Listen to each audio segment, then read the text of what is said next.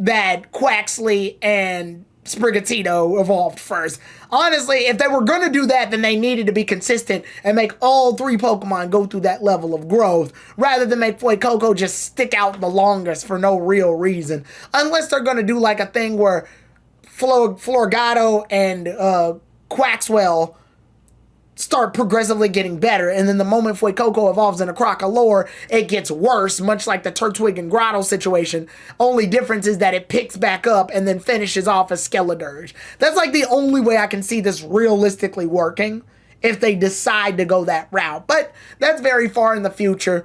Long story short, they end up finding each other due to the singing. They even run into a funny joke where the snow falls on Fuecoco again to make it look like Fridgebacks, but then the snow falls on it even more, and it winds up looking like Cubchoo, and thus Bergmite immediately like just shuts off. He's like, never mind, you live today, bro. And then Beartic comes in, and Beartic is like coming in. They think the Beartic's gonna attack, and instead it like pets it like that's one of my children, right?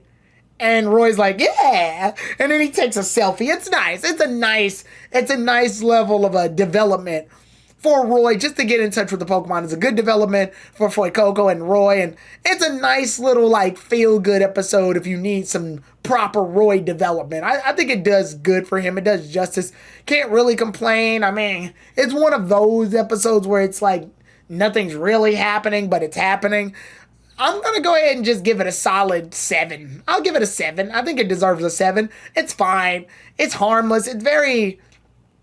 I won't say it's bad. It's very been there, done that with Pokemon. But at the same time, it's harmless. It's very harmless. It's got its fun little jokes in it. I can't even get mad at it. We more than likely are going to... We need to run into more episodes like that. And I did say that we needed that in the last test too. Like when they were doing the beginner's mode test, I felt like they needed to do some like build up first before they just straight up do the test. So I'm glad that they actually came to deliver it. So that was good. The next episode is episode 61, which is Resound My Soul, Challenging Rhyme. And honestly, this episode was really good. Just based on the fact that, one, we got to see Nimona here again. And I'm glad that Nimona became like the battle commentator in this one. And we also see that Roy is fighting off against Sableye. I'm kind of bummed out Sableye lost in one move. But I'm guessing they did that to speed up time so that Rhyme can come in and beat the crap out of Roy. And honestly, I really love the rap that Rhyme does at the beginning with the saxophone beat. It's really cool. It's like, I wish we had like a version of that we could download, because that song sounds really good. I want the instrumental to that. That's a really good rap song. And then Roy comes in and actually like spits some bars himself, and I'm like, okay, he spits. He spits. He doesn't just sing, he spits. So that was cool. I liked that. I really liked that. When the battle ends up starting, Kilowattrel's the most disappointing thing here. Yeah, Fuecoco ends up getting its butt kicked hard. But, what? Kilowattrel, bro, you evolved. What? And you're like one of the biggest Kilowattrels. What? Buddy. See, Roy, this is why you gotta train your Pokemon, bro. This is why... What are you doing? What are you doing, man? What are you doing? It just bummed me out. I'm like, come on, man. I feel like they needed to... The biggest issue I have with the instructors telling the trainers to use 2 Pokemon instead of 1 is that they're not really developing the second Pokemon. Like I said, in terms of Hatchrim, Tinkatink, and Kilowattrel, Hatchrim's the only Pokemon that's gotten proper development. Hatena evolving into Hatchrim, to me, was, like, fine. They gave us proper episodes for that. Wattrel into Kilowattrel barely got anything. It learned how to fly, and they just were like, okay, well, that's over now. We're going to leave it at that. Rhyme does point out, the Wattrel you had earlier evolved into Kilowattrel. But after that, it means nothing. It means absolutely nothing. She completely curb stomps the Kilowattrel, and we move on to Fuecoco's, like, a war of attrition against Toxtricity, and it loses. And essentially, it's because Roy is relying too much on singing in order to give them a power boost. He's treating the song more like a power-up chant than an upbeat way to communicate with his Pokemon. And that's the lesson he ultimately learns in the next episode. After that, yeah, he loses, and Rhyme basically says, "You're a failure as a partner." And that's like the one line that I think it got everybody. Everybody sort of got like shook by that online when this episode first debuted. And it's understandable because there's not a lot of gym leaders and trainers in the anime that are this blunt. There are some, they exist in the anime, but it doesn't happen enough. So it was definitely a nice warm welcome to see a gym leader be like, "You're trash." Like it's very refreshing to see a gym leader not cut corners and just get straight to the meat of the problem. That's good. And I'm glad it was Rhyme. Rhyme is a very like straightforward trainer. So it's good to see that she gave Roy like the smackdown he needed. Gave him the slice of that humble pie. We move on to the next episode immediately, and that episode is titled episode 62, Me and Fuecoco's Song. So here, they do a training montage. It's literally just a training montage. And I love that Dot and Liko join the training montage, even though they realistically don't have to. But it helps. It helps for the development and the build-up. I like in the middle of the training montage, since Florgato doesn't like snow because grass cat, and Dot doesn't like cold, they end up making like an igloo with like a heating furnace and everything, and they're just chilling while Liko's like, "Well, guys, come on, we gotta go." And then Nimona, she starts training. This is kind of weird. So she's really into the training, but she taps out like first. It's so weird. You would think she'd be on top of that because, she's the battler. She's the champion. It's the champ's difference. But no, she taps out too. It's kind of weird. But overall, Roy and Fuecoco get a lot done here. And then they start asking why Roy ends up singing in the first place. And we get some backstory on Roy. We learn that Roy's parents are sailors. And they would sing all the time to uplift their spirits and like doing the cruises and stuff. So it was nice. So then Roy learns, oh, singing isn't about me giving my Fuecoco a power boost. It's about unifying everybody. It's supposed to lift up our spirits and help us with anything we do, not just battling. Singing isn't a power up. Singing isn't just something that I can apply and immediately it gives us a power up. It's supposed to be this thing that everybody comes together, unifies with, and builds in harmony. When we have that groove, when we're in that motion, then it helps us battle. It helps us with every aspect in life. So at that point, they try a different song. They learn a new song.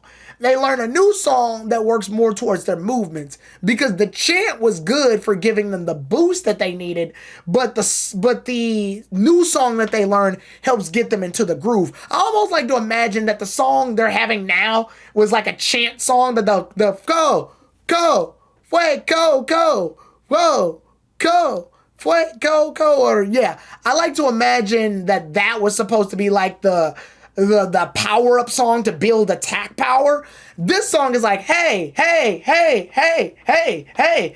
This is supposed to build the momentum, the speed, the jumping. You know how like in different songs, like if you listen to a headbanger rocking song, you do like a boom, boom, boom, boom.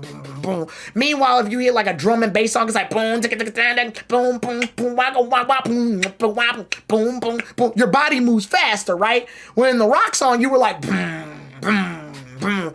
And then like, but in the drum and bass, you're like moving jittery. So different songs cause different effects. And like, even if you broke this down, like to say D&D. In D&D, there's different songs. A bard is the class. A bard can play different songs. Some of those songs can give another player an extra turn. Some of those songs can boost the attack power of somebody else. Some songs can boost the defense. Like, that's what they're doing now. They're playing with different things. And honestly, I really hope that we get to a method where Roy learns different songs to get Fuecoco to do different stuff. Because then that would really be like the lock-in between trainer and Pokemon. It's just like how Olympia and X and Y can use her psychic powers, or how Ash had Pikachu do like the tail timing thing, or like trainer abilities being added to the Pokemon to increase the fight. Those to me are like really cool to see, because then it's not just the Pokemon, the trainer's putting in work in the battle too. But that's me digging extremely too deep into something that Horizon's writers themselves probably didn't think of. Anyway, their plan is simple. They're going to use the charming voice the disarming voice move, they're using disarming voice, even though it doesn't do a lot of damage on Toxtricity.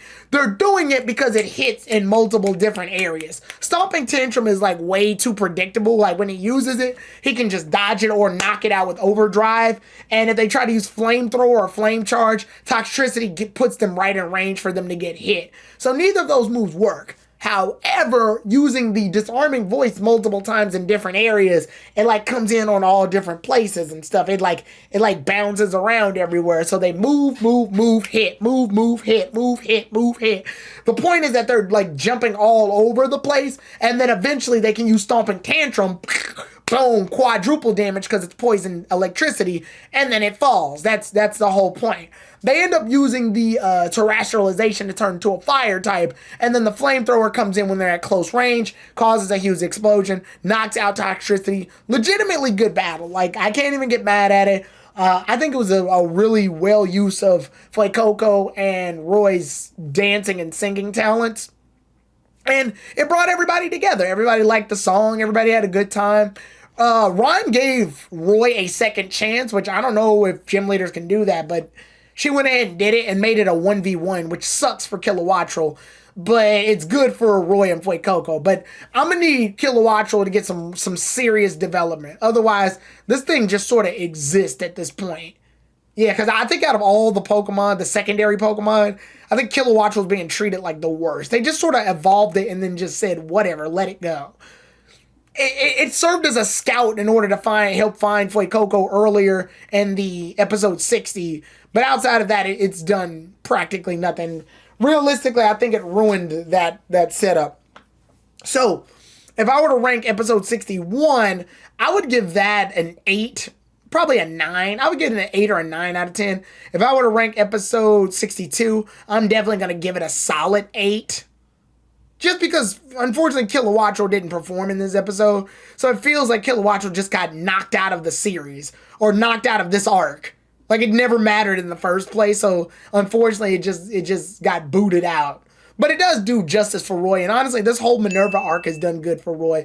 So now Liko is going to get some character development. I like that Grisha was in the crowd. Because Grisha's town, which I can't remember the name to right now, is right next to Minerva. It makes sense because they're both like snow areas. Oh, I forgot to mention this when they, in episode 60. I did like the joke, or 61. I did like the joke where all the Grievers showed up. And when the Grievers showed up, they're like being puppies, all cute, licking like everybody. And then they start like slowly losing energy because they're dying. Even in the Pokedex, they're like, these are the spirits of puppies that died. I'm very curious how the dub is going to handle that. Because Liko, Roy, and Dot were literally getting the life sucked out of their bodies. And then right after that, Drifloon comes in and like tries to rob away some Pokemon. It's so crazy. It's so crazy how they just casually threw death in there. So that was fun. That was, I don't know, like they really utilized the fun of a snow area mixed with ghost Pokemon during the Minerva arc. And honestly, I am impressed. If I had to rank the whole arc as a whole, I think it deserves a solid, I'll give it an 8.5 out of 10. I think it did a good job serving as like this is the representation of Minerva and the snow area in Pokemon. I liked it. But with that being said, the next arc is the Liko / Grisha arc. So those episodes are episode 63, an ice battle, Cold-Eyed Grisha. And then episode 64, a shadow creeps on Glacideo Mountain. And then I believe the next one is Liko and Amatheo. So those three are going to be the final. I think that'll be the Glacideo arc or whatever you want to call it. But that'll be Liko's arc. So with that being said, I will see y'all then, everybody. Tyrone TG3 out.